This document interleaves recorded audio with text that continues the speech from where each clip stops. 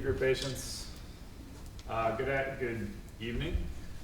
My name is Peter Walk. I'm the Deputy Secretary of the Agency of Natural Resources, together with a team of representatives from various state agencies, including the Agency of Transportation, the Public Service Department, the Department of Health, the Agency of Commerce and Community Development. We've been working on a program proposal and wanted to provide you with some updated information on what's known as the Transportation and Climate Initiative. Big picture, why are we focused on reducing emissions from the transportation sector, and why specifically here? This gives you a sense of the scale of the challenge we face in Vermont and nationally. The pie on your left there, which was 2015 data for the US, is now the generation and transportation are now inverted.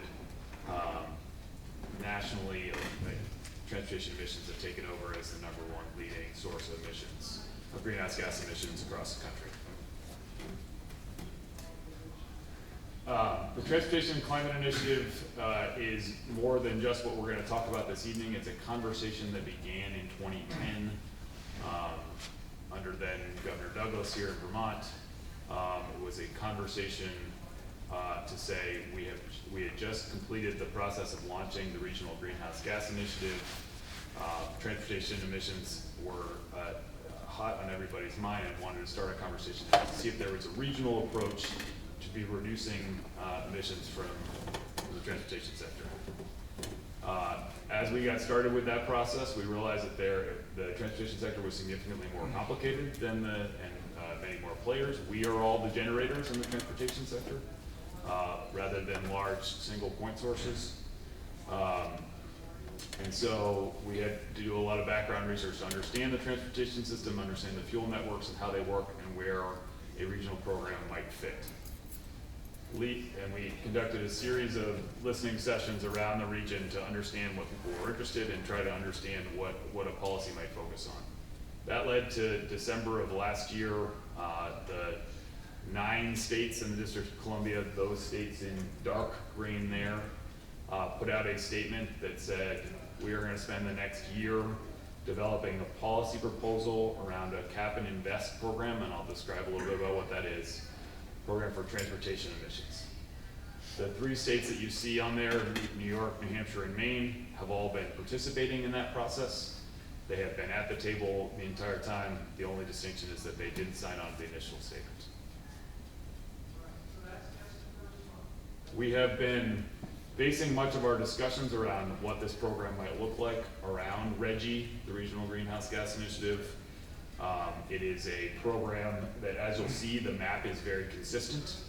Of note, the darker blue states there, New York and New Jersey and Virginia, are making plans to return to RGGI. I need to update this slide because as of 2 weeks ago, Pennsylvania announced plans to join RGGI.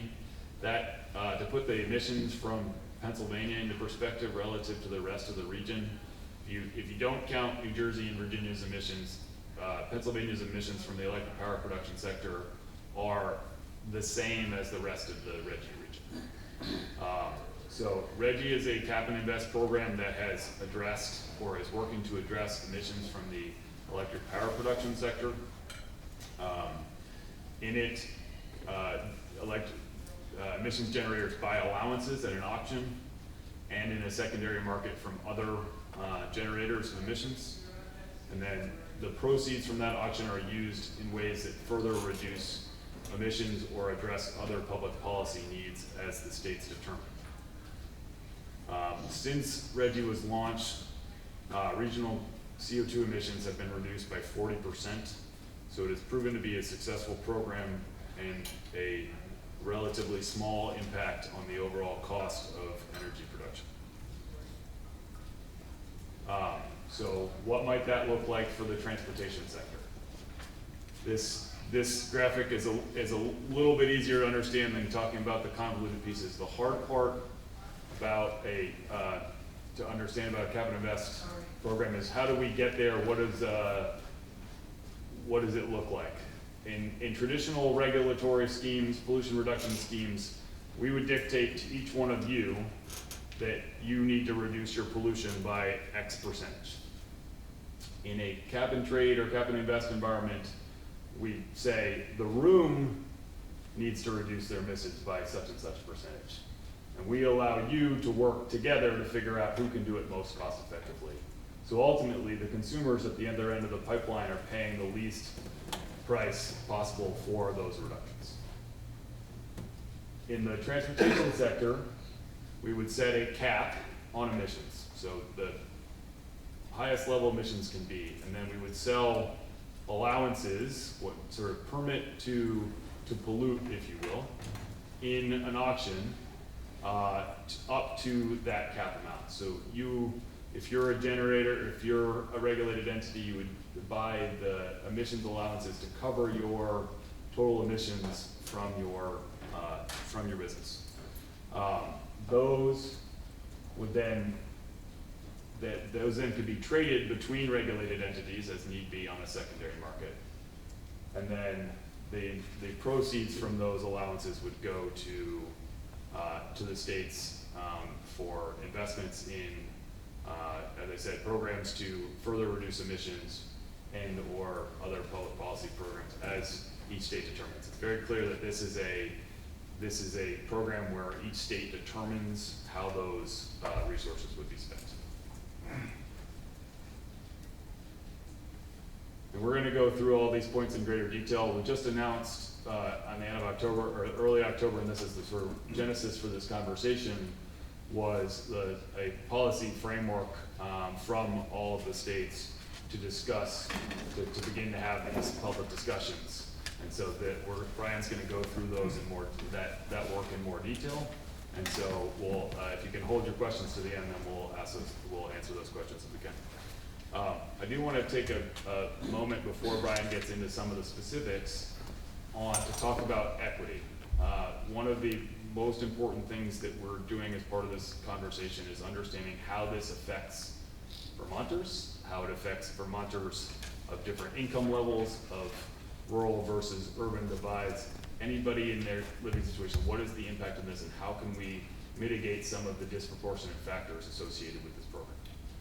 There are lots of different ways that we can seek to address those, but it's at the forefront of our mind trying to make sure that everybody has an opportunity to have their lives improved as part of this program. With that, I will hand it over to Brian. A couple other things there. Some of the key pieces around equity is some of the ways in which we're going to address and mitigate the concerns associated with the program are going to be in what we call complementary policies. What are those things that we're going to need to do at the same time to be able to improve lives and make sure we have a balanced program? And the other piece is really want to be thinking about transparency. That's why we're all here today, to get your feedback. The goal, and we'll talk about this at the end, is to get more and more comment as we go, and to help each resident of each of our states feed into this process and understand what your interests are. So thank you for coming here tonight. With that, I'll hand it over to Brian. Great, thank you, Peter, and good evening, everybody. I'm Brian Woods. I'm an environmental analyst with the Department of Environmental Conservation, Air Quality, and Climate Division, and I'm the lead staff person on the Vermont TCI team, working with the other states that Peter identified. So we'll just get right into each of the program elements, starting with the affected fuels and emissions. So the program is intended to regulate carbon dioxide emissions from the combustion of the fossil portion only of finished motor gasoline and on-road diesel. So off-road diesel used for agriculture and the construction industry wouldn't be regulated under this program. We recognize that there's biofuel content in the existing fuel mix, 10% ethanol at the pump for gasoline and approximately 4% biodiesel in diesel. And we recognize that there's emissions associated with them, but biofuels emissions is complicated. So the states are still considering how to treat biofuels under this program, and I'll talk a little bit more about that in a couple of slides. There's two categories of regulated entities under this program. The first is position holders, at owners of the fuel at a fuel terminal. In a participating jurisdiction, as it's dispensed from the terminal rack. So when the fuel is at a fuel terminal, it's owned by an entity, it's dispensed at the rack to a truck, and if that truck is going to be delivering fuel then within that state, the state's participating, then that's an entity that's going to be subject to the regulation. Right now in Vermont, there are no active fuel terminals, so we wouldn't have any regulated entities in that category. The second category is owners of fuel delivered into a participating state. 100% of our transportation fuel comes in from someplace else. So this is the category of regulated entities that would apply here. This provides a common point of regulation across the region, unlike if we regulated at the point of taxation, which varies from state to state, and that's important for program consistency. In Vermont, there's approximately 120 licensed petroleum distributors. In order to be able to distribute petroleum, you need a license. Under this program, all of the Vermont regulated entities would need to be licensed distributors. You need to be licensed to bring fuel into the state, but not all licensed distributors would be subject to the regulation since they don't all import fuel from someplace else. It's an important distinction. Only those bringing fuel into the state would be subject to the reporting requirements. Then we also note that they're owners and operators of other fuel supply infrastructure. They may also have reporting requirements. That would be for things like fuel terminal owners and or pipeline owners, again, limited to no applicability here in Vermont. The emission reporting requirements, as Peter said, this program regulates emissions of combustion of fossil fuel, portion of carbon dioxide. The emissions reports would come to the state, so the states would have their list of regulated entities. Those entities would report to the state. Their emissions would be based on standardized CO2 emission factors, so calculated from delivered fuel volumes, again, based upon the fossil fuel portion only. And it would include volumes of both petroleum, and then we're also interested in reporting on the biofuel fraction, so on the ethanol and biodiesel content as well. So we want to be able to track that, in part to be able to know how much of that fuel is coming in, how that mix might be changing, and also to be reconciling fuel volumes with, for example, tax records, which would be unfinished fuel.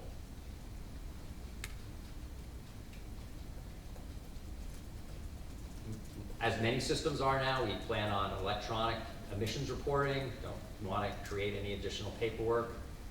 The reporting period would be monthly or quarterly. That's consistent with existing programs such as RGGI or the Energy Information Agency Prime Supplier Reporting Program. There's 3 verification options for reporting that are under consideration right now. The states haven't decided which way to go. Those 3 are verification by state agency. This is similar to what EPA does for their greenhouse gas emissions reporting under 40 CFR Part 98. So the state would stand up part of the program that receives this information and does the verification and auditing internally. Second option could be third-party verification. This is the way the California WCI program works. So the state certifies private sector third parties for the certification, monitoring and certification and verification activity. And then those entities are engaged by the regulated entities to gather the information, prepare the reports, and do the verification. So kind of like a licensed third-party verifier. The state would receive that information, and then the state's activity would be limited to any periodic confirmation or auditing that they wanted to do. And the third option, which is used in other programs, is to allow the regulated entities to self-certify, again, with some mechanism to allow for confirmation and auditing on a periodic basis.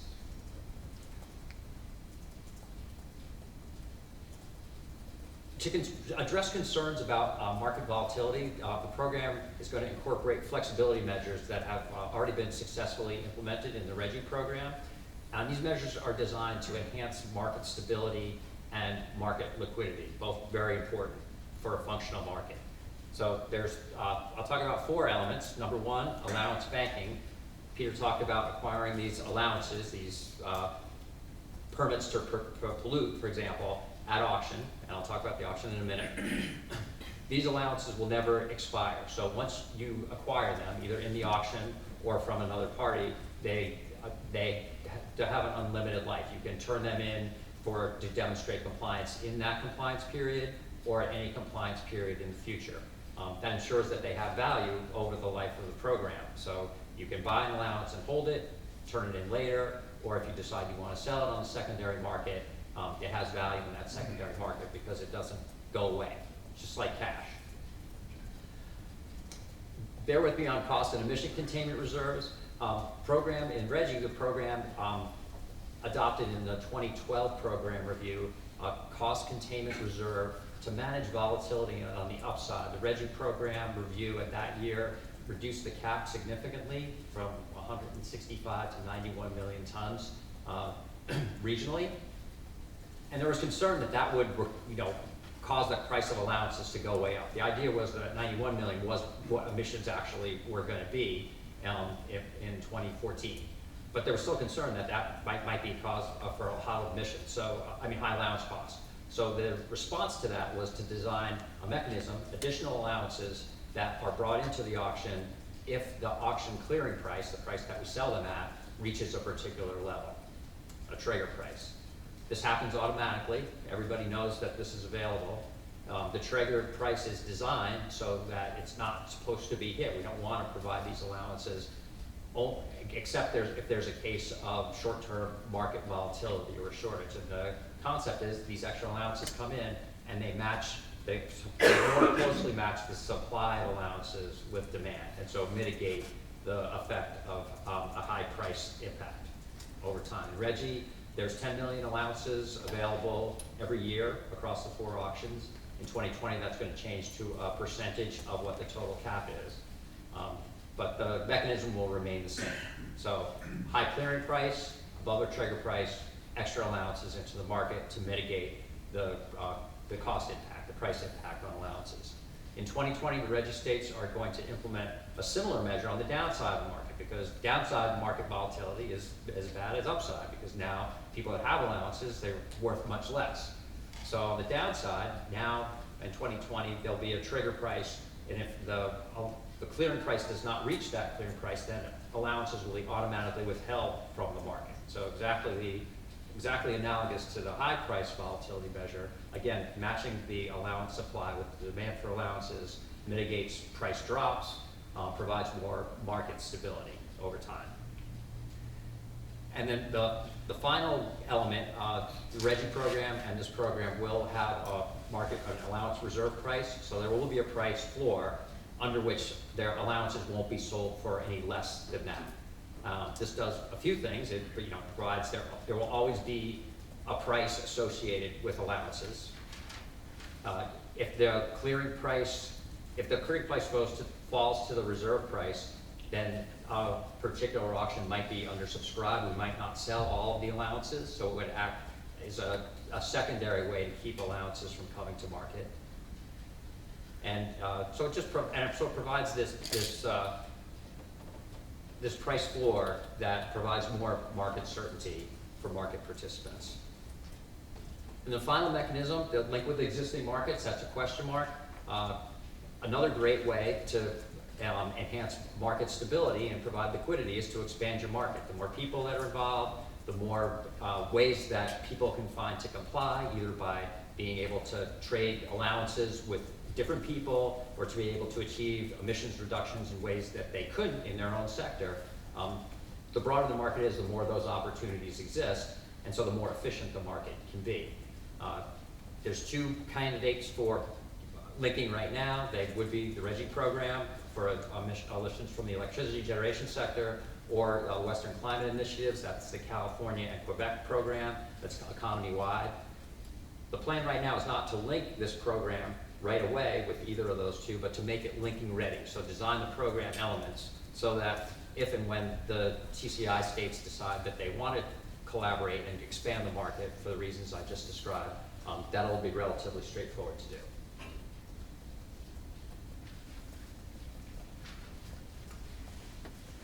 Peter talked about the auctions, and I'll talk a little bit about allocation. So basically, to repeat, The auctions will, in Reggie, they run quarterly. This will probably be similar.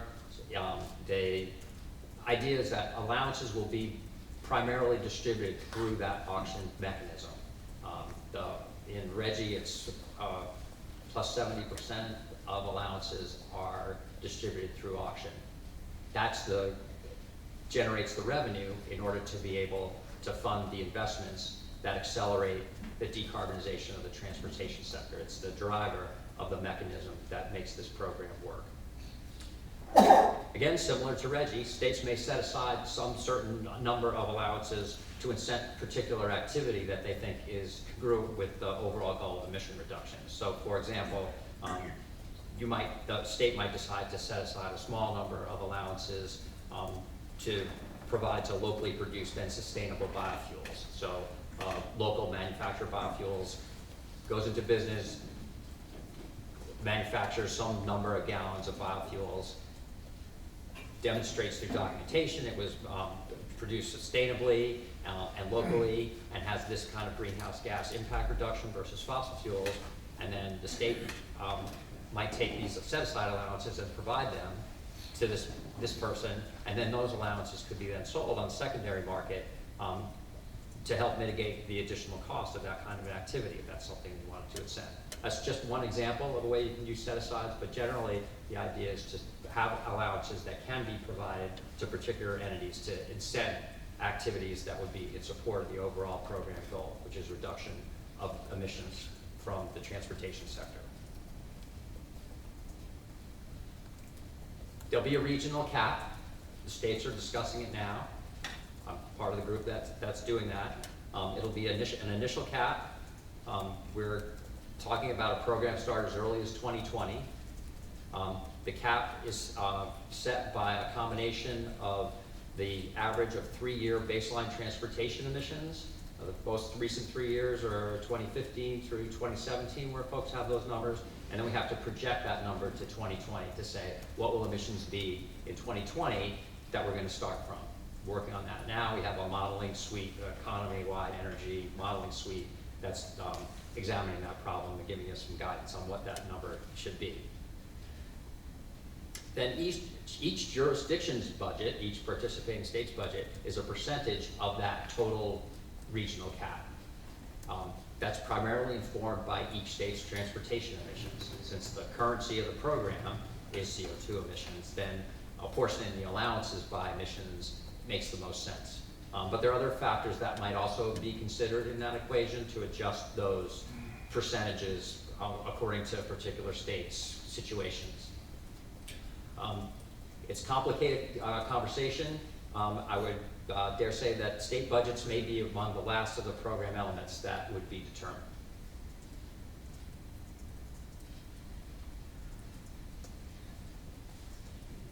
There needs to be a mechanism to be able to monitor the market and manage the administration of the auction and the other program elements. Again, similar to Reggie, we are planning a nonprofit to perform this activity.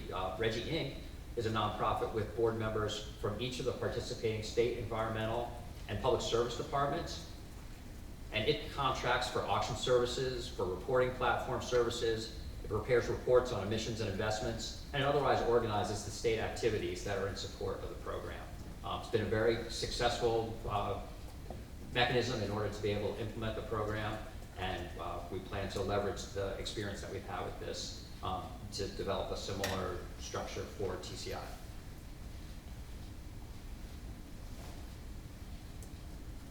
Peter mentioned this already, that while it's a regional collaboration, each state establishes its own regulation, has its own share of allowances, receives its own share of the revenue, and chooses how it invests its revenue independently of the other states.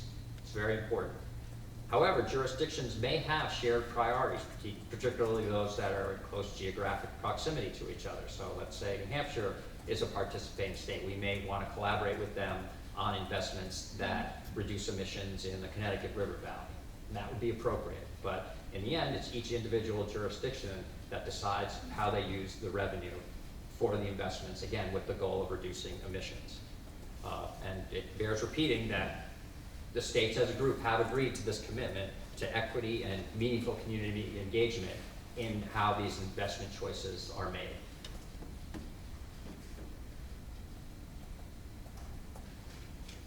Peter also mentioned these complementary policies. This program is not going to operate in a vacuum. It's not the only thing that's going on.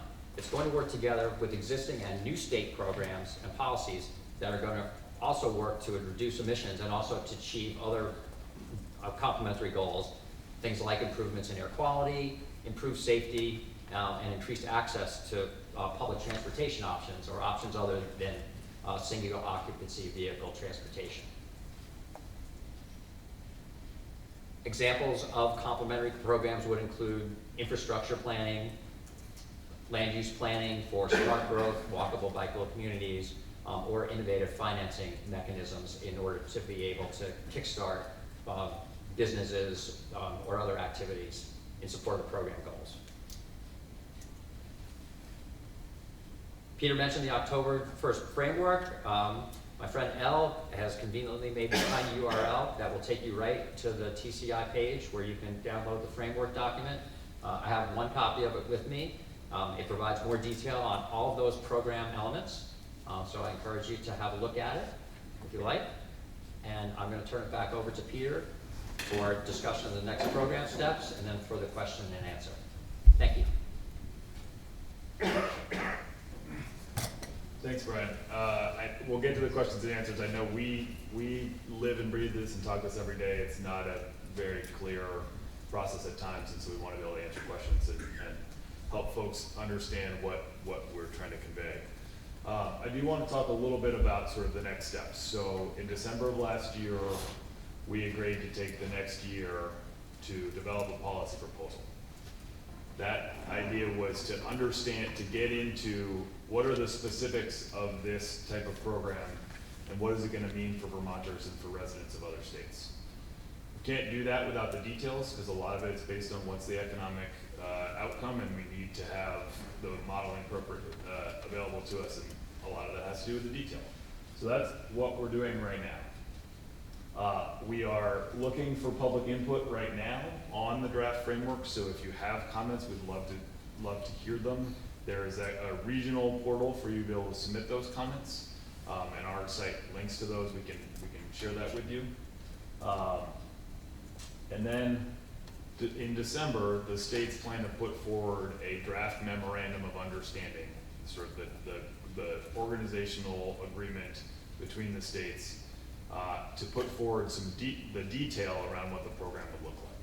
At that point, there will be a series of options around what the cap trajectory might look like, how much emissions reductions are we going to get, and what the resulting price of allowances might be. And that will be accompanied by modeling at that point.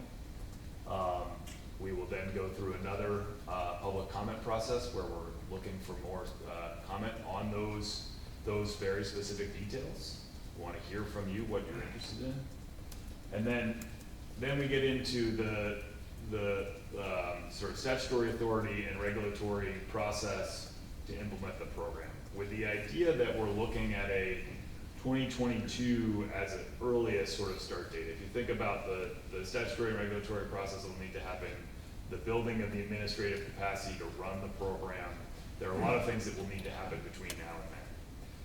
This is very clearly the regional timeline, right? What does this mean for Vermont? What's going to happen? We're obviously putting out a draft MOU right before the legislative session. What does that mean for Vermont? Where is that going to go? The idea is that if we are putting forward the draft MOU, there will be sufficient detail in there for the legislature to be able to consider that process.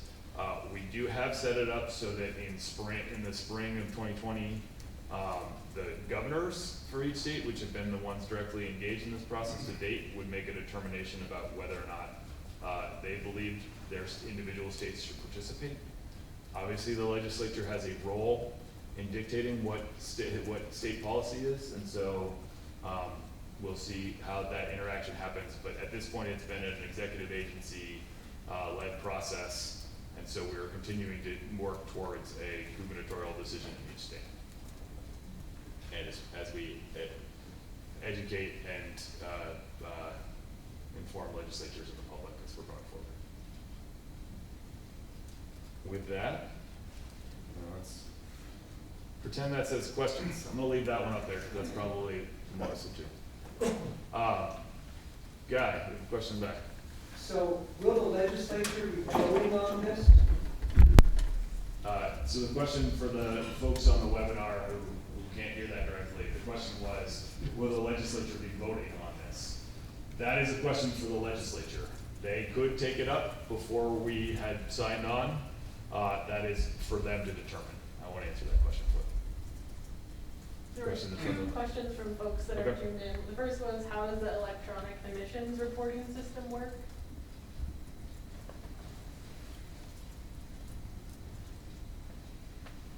So repeat the question. So the question from the webinar is, how does the electronic reporting system work? For the Reggie program, we're actually able to leverage reports that the electricity generators submit to EPA, and we draw that information directly from them. But we do have some experience with gathering this emissions information. So we do have in the Reggie program allowance tracking system. It's called Reggie Codes, for CO2 allowance tracking system, and that includes the emissions information from each of the entities. So the plan is to be able to leverage the design and the operation of the Reggie Codes platform, and to add functionality that will allow the regulated entities to be able to report their emissions directly into that system.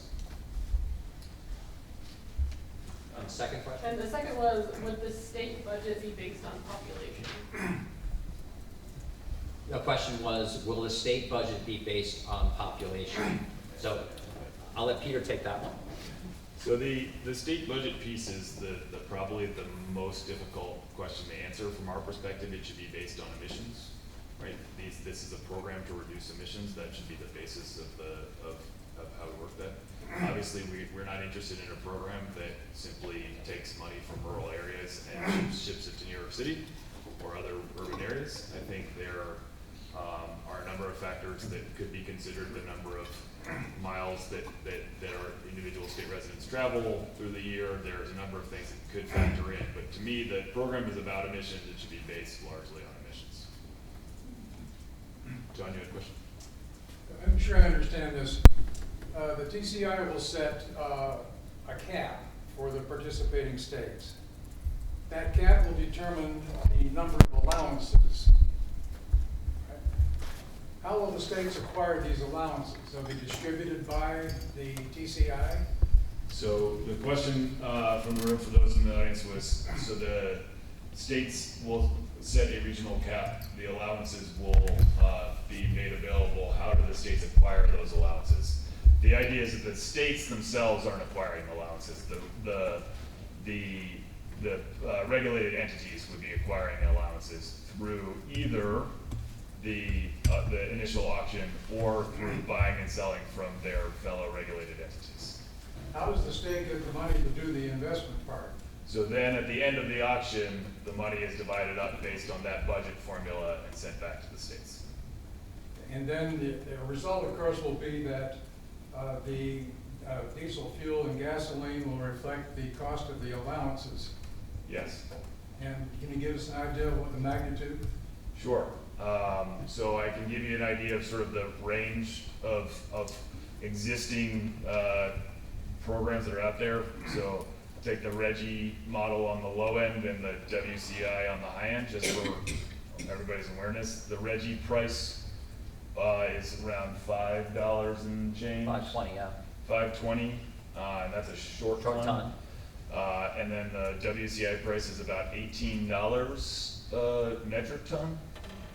That roughly equates to a 5 cent to 16, 17, 18 cent range on a gallon of gas or a gallon of diesel. Which one does? Both? So if the cap ended up with a price that reflected the current Reggie price, the impact on a gallon of gas would be roughly 5 cents. And that cap would be periodically reduced over the years ahead? It would be evaluated based on its effectiveness. If it was set either too stringent or too relaxed, then we could make adjustments. There could be a period of time where we think it is performing adequately and simply should stay consistently. That's a determination for the states to make at a program review further down the road when we have some lived experience with the program. And what is the voting distribution on TCI? Let's say there are 15 states, 12 states, perhaps. The voting distribution? Yeah, how many votes does each state have The states on the each board? So this in the Reggie model, each state has 2 seats. We haven't determined yet whether or not what the board might look like for TCI. That's sort of, to me, something we can work out later. But we work towards consensus, because ultimately, if a state isn't happy with the program, they're going to leave, right? And so we want to keep that market large, so that we can get, you know, as cheap emissions reductions as possible. Patrick, question?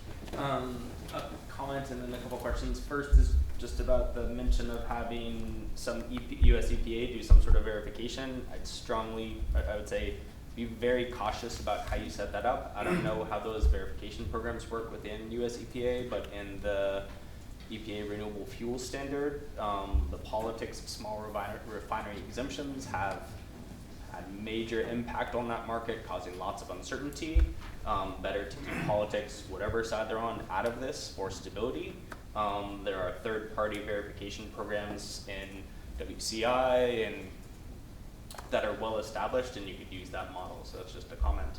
The question is to hear more about the consideration of biofuels in this, and I've been surprised that I haven't heard any mention of life cycle accounting for these fuels. It looks more like using EPA emissions or using standardized emissions factors, and so I wanted to hear about thoughts on using life cycle accounting to account for the emissions of the fuels. Sure, I'm gonna reflect your comment back for the webinar first, and then we'll get into your question. So the comment was to be cautious when using EPA programs to verify the data, given other issues associated with renewable fuels and the reporting there, to capture that relatively accurately. And then the question was, one, more information on how we're going to treat biofuels and whether or not we're going to capture life cycle emissions as part of this process. Certainly life cycle emissions is something that we're considering, and at some point we need to make the program relatively straightforward and implementable. So that is a complicating factor, I think. Biofuels, as Brian mentioned, we haven't determined exactly how those will be treated, but at a baseline, we are not planning to count their emissions against the cap. Would you consider giving credits for them? So that has been a request made, and I welcome you to make that comment on the record for the region to consider. The point was made, would you consider providing more than just not counting, but providing credit for biofuel contributions, essentially double counting the emissions impacts of those fuels, or some factor greater than 1 for those fuels.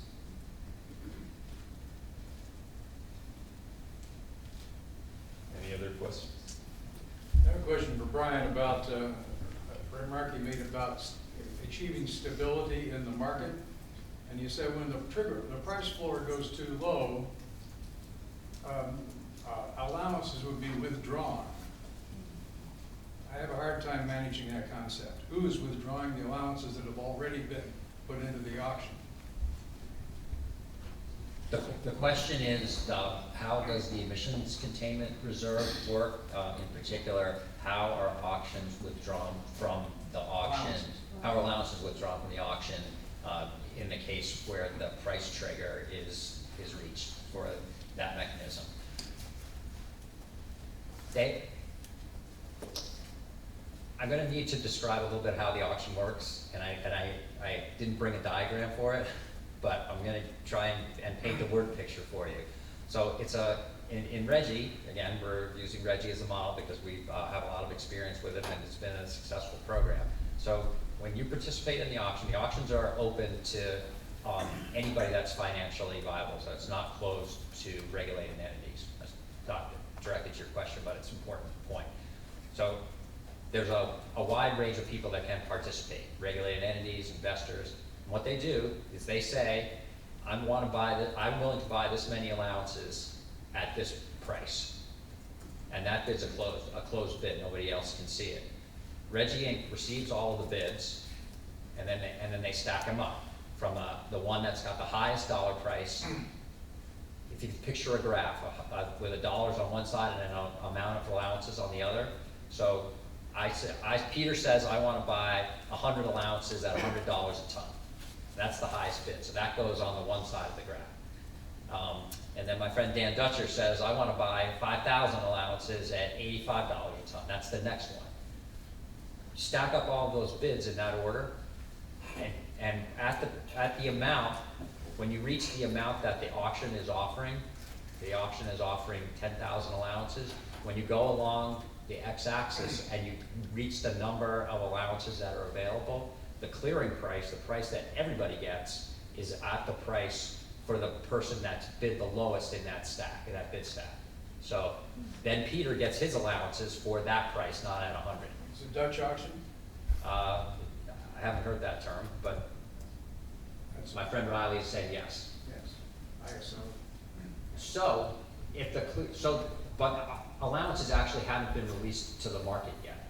So the way the trigger price works is the auction administrator establishes what the clearing price is based upon the bids, and then determines whether or not it meets either the high or low trigger, and then says, okay, now we're either going to provide these additional allowances out of the cost containment reserve, and if you do that, now there's extra allowances, so now you just work your way down the bid stack until all those allowances are used up.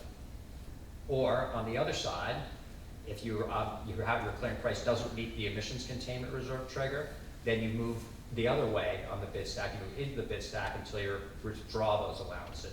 And then, and only then, are the allowances released to the market. So they don't go out and then come back in. Is that helpful? Yes. Thank you for bearing with me. Question from the webinar? Mike, did you want to ask your question? You wanted to be unmuted, but. Mike? Come back to us. Okay, we'll come back to Mike. Other questions from the room or from the webinar? Paul? A small amount of natural gas is used in fleet transportation. Is Correct. that considered, or is that just outside of this? As a starting point, the states have agreed to do gasoline and on-road diesel, and that is where consensus has landed. Obviously, we understand that there are other fuels used. There, jet fuel, other things that are used, but this is where consensus has been reached.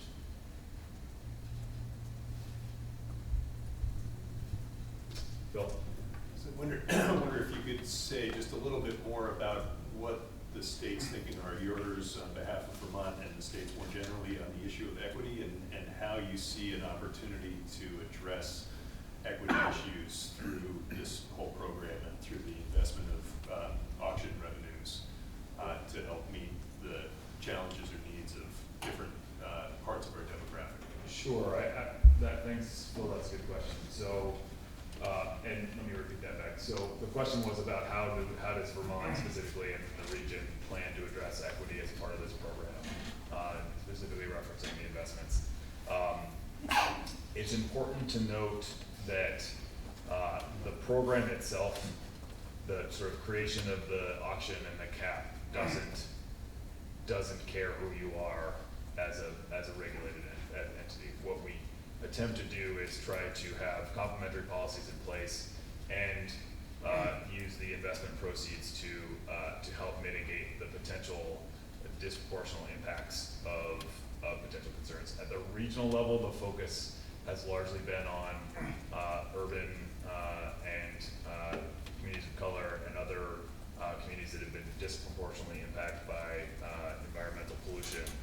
In Vermont, our concerns are somewhat different. We have some of those concerns that we want to address, but there's also issues of our rural poor who don't have access to other means of transportation at this point. And we want to make sure that we are addressing all of those concerns as well as we can through this program.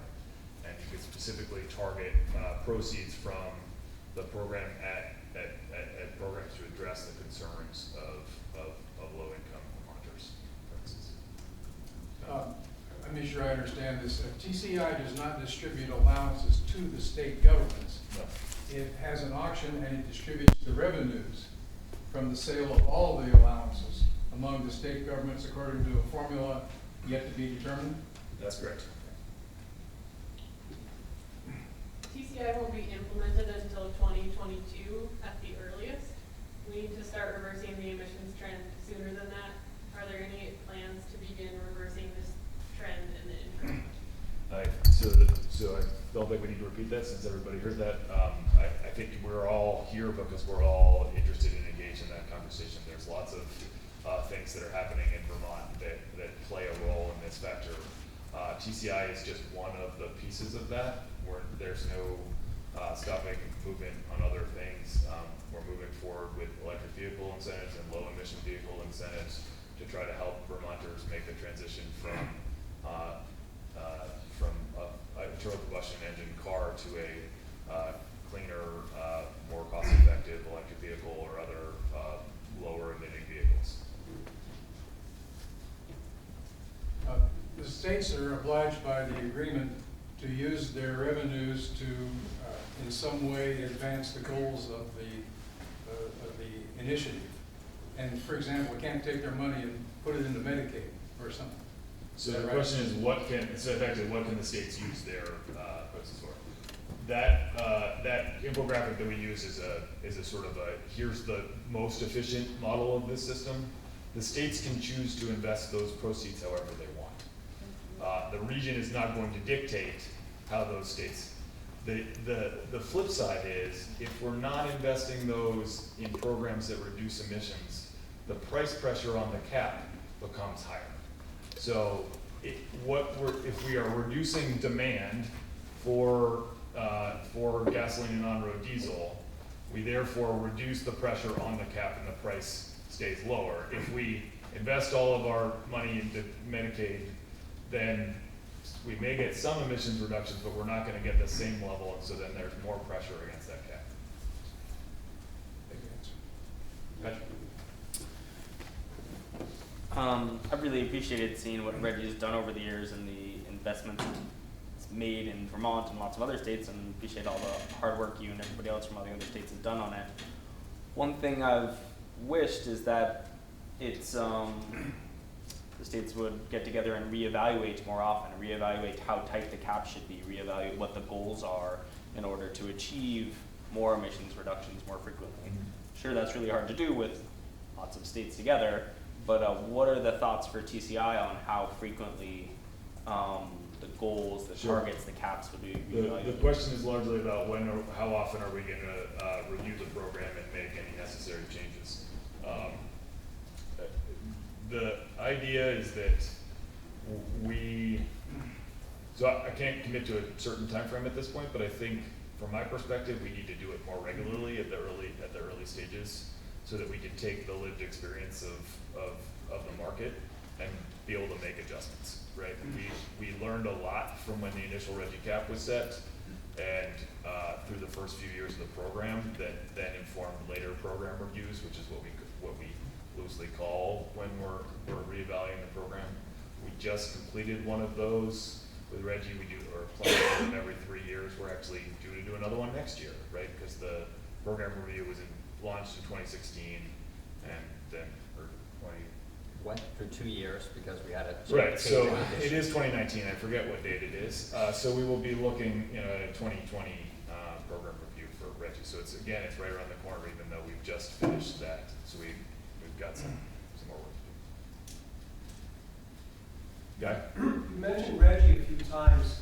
Seems to me that one of the real differences here is that we don't make fossil fuel electricity, so we're all sort of winners in that.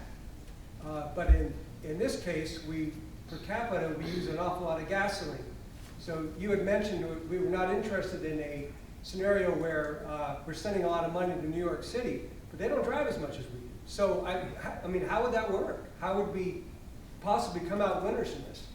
Let me answer it. Let me rephrase the question. So the question was, in Reggie, we didn't have a lot of fossil fuel based power generations, and therefore we as the state essentially received more proceeds than we emitted. The question was, what will the translation effectively be for Vermont under TCI? I'll answer that in a couple of ways. One, if we're basing it on if we're basing the slicing up of that pie based on our emissions, which is essentially our fuel sales, which is the way we would do that with the emissions factor, then we're getting everything we're putting in. The other piece to consider is that based on sort of preliminary review of a piece of the data, something like 25% of our fuel is purchased by out-of-state entities. We benefit from the fact that lots of people like to be in Vermont and come to Vermont. So there is fuel being purchased in Vermont that is not leaving the state, or that would then be counted towards our emissions rather than some other states. So that's one potential factor. If you think about it that way, that sort of balance between what we're paying in, what we as residents of Vermont are paying in versus what we might receive in proceeds. Okay, thank you. We're just about the hour, so. All right, I don't want to, thank you for coming out on a kind of gloomy, we have one more question. I have a question about the process for decision making on this. So it appears like it's going to go to the governor, and the governor is the deciding factor, or that the legislature could decide that they. So yeah, so the question is who makes the decision and when, and how does that gonna work? So the agreement between the states was all done at the executive level of each government. That was there. Interestingly, the legislature has endorsed the state pursuing regional policies like this in the past, sort of encouraged the executive to go out and negotiate these things. There's enough complication of negotiating amongst 13 jurisdictions to try to include endorsement of the legislature in that before we've kind of said, here's what we're talking about, would be a challenge. The flip side of that is day one of the legislative session, it's quite possible that either the House or the Senate or both introduces bills that would authorize participation in the program, and then it becomes more complicated, but that's public policy, so.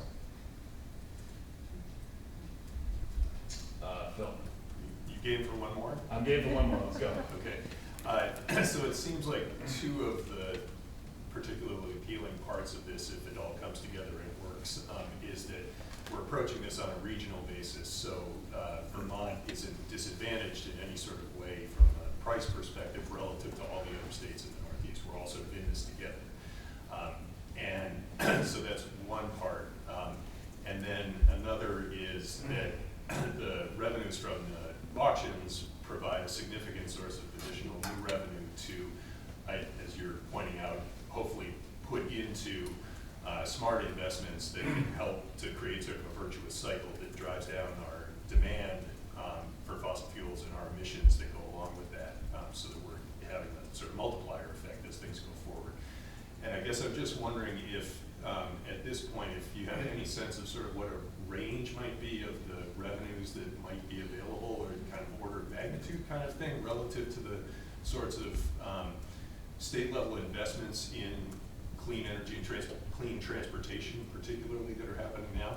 Sure, that's a very useful question. It's a good follow-up to John's question. To sum it up, essentially, we're talking about lots of different pieces that all lead to sort of what does Vermont get potentially out of this process.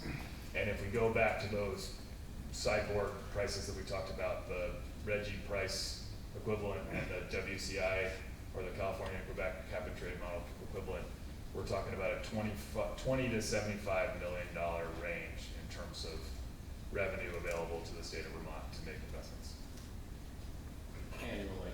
And relative to current investments in clean transportation?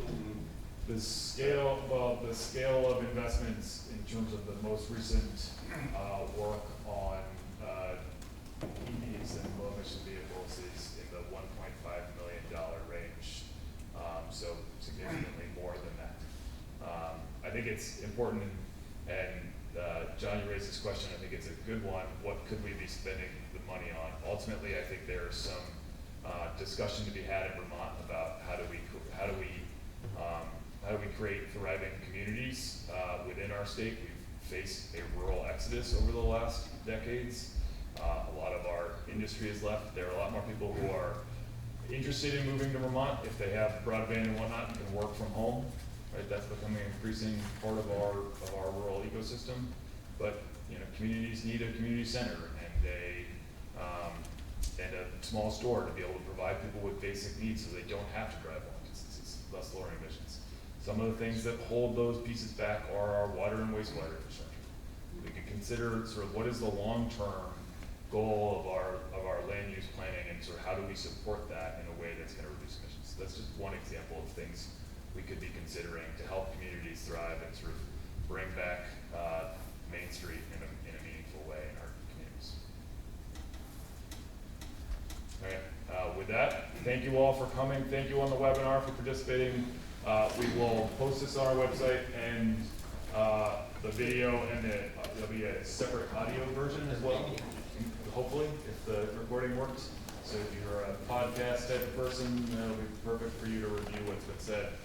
We'll stick around afterwards and answer some questions, but thank you all for coming.